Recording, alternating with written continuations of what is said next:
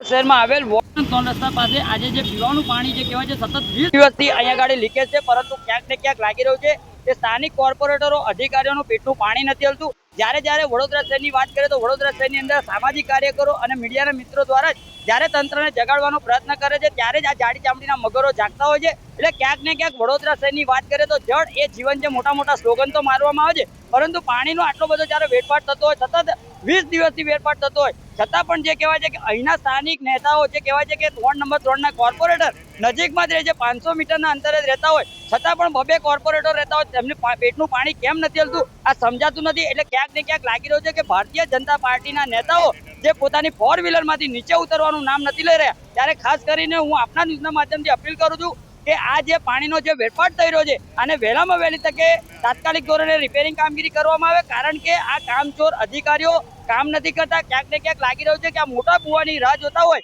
અને મોટા કોન્ટ્રાક્ટર મળે એ રીતની કાર્યવાહી કરતા હોય તેમ લાગી રહ્યું છે। એટલે ખાસ કરીને હું આપના ન્યૂઝના માધ્યમથી ફરીવાર અપીલ કરું છું કે વડોદરા શહેરના મેયરશ્રી, કમિશનરશ્રી, ચેરમેનશ્રી દ્વારા તાત્કાલિક ધોરણે સૂચના આપવામાં આવે તેવી અમારી માંગ છે।